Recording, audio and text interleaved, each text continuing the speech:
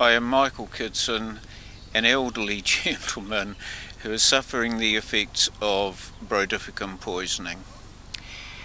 The myth propounded by the manufacturers and distributors of Brodifacoum is that nobody could possibly suffer from the results of a fallout after an aerial drop. They are wrong. Brodifacoum is a second generation anticoagulant, as you are aware. In other words, a warfarin on steroids. You can absorb it through skin contact, breathing, or ingestion. Nobody in his right mind would eat it, but you have no choice over contact or inhalation from an airdrop. The Brook Sanctuary dropped poison on the 2nd of September last year, the 5th of October, and 14 days after that.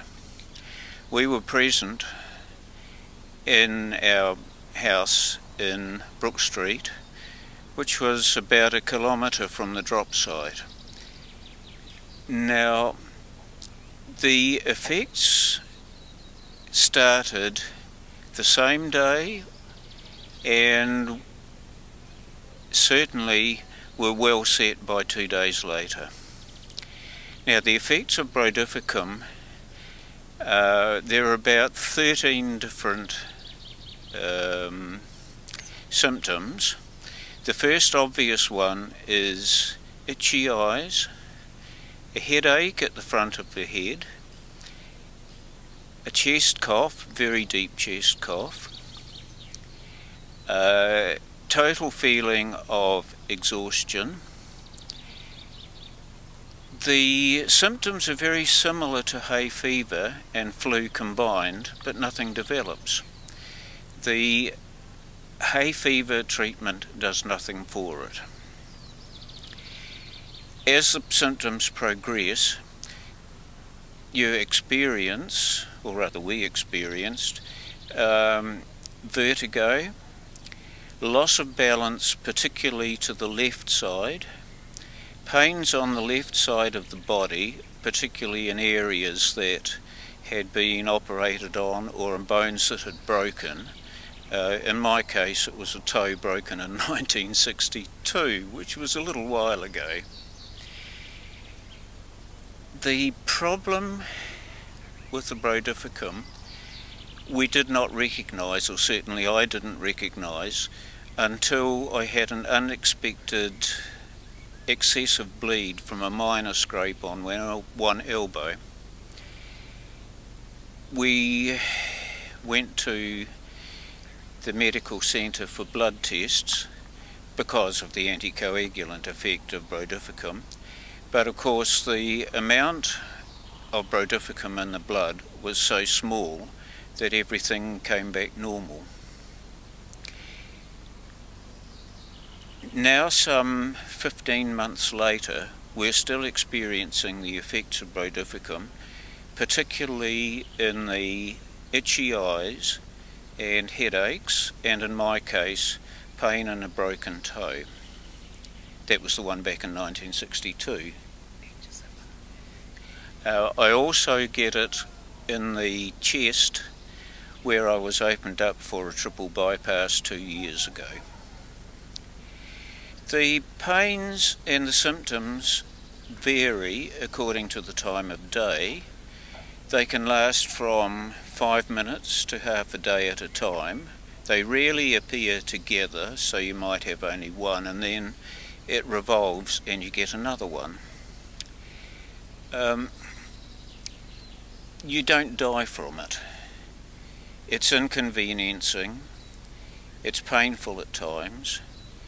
The main effect, for me anyway, is on my state of mind. I can become very, not confused, but bitchy, I think is the best thing, because I'm not feeling so well. She knows very well what I mean. Yeah, do you want to add something? Hi, I'm Anne-Marie, and as Michael has stated, we lived up the brook, very close to where the drop was.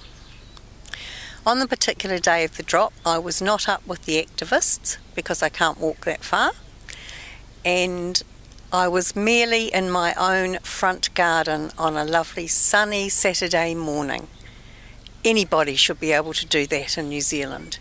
But by early in that week, I was suffering from all sorts of odd symptoms, as Michael has described, which would change halfway through the day. I sought medical attention. I sought an interview with my pharmacist to check the drugs that I had at the time, and I did go and have a blood test, and we've realised recently that I have photographs from that because I had huge haematomas and swelling, but it was inside, whereas Michael's actually leached out to the outside. We've since discovered that was not a vitamin K test, which could have maybe helped in identifying it. It got so bad with not being able to use food out of our garden and keep being reinfected, and when Michael went for walks anywhere up near there, he came back reinfected. It was right through our cars. Every time when we put the heating or the cooling on, you'd be crying because your eyes would sting, the tears would roll down your face, you had to stop from driving, then you would develop the headache across the top of the eyebrows, then down to the base of the skull. On and on it would go, and night after night I would have bone pain. The GP couldn't do anything about it. We tried all sorts of searching on the internet. We found other people in other areas, Coromandel and Great Barrier, who were experiencing similar symptoms but didn't know what it was and couldn't also get medical help. We eventually were offered some detox by a naturopath, which we tried, and it worked very well for Michael. I needed 2 or 3 doses for it to work for me. We were very thankful for that, but it certainly didn't get rid of it. And the ultimate thing was that we had to move out of our beautiful house and native garden that we had planted and go and live further in the country, away from as much civilization, and to get out of the drift that was coming from these drops. I don't want anyone else in New Zealand to have to go through what I've been through and what Michael's been through. Thank you.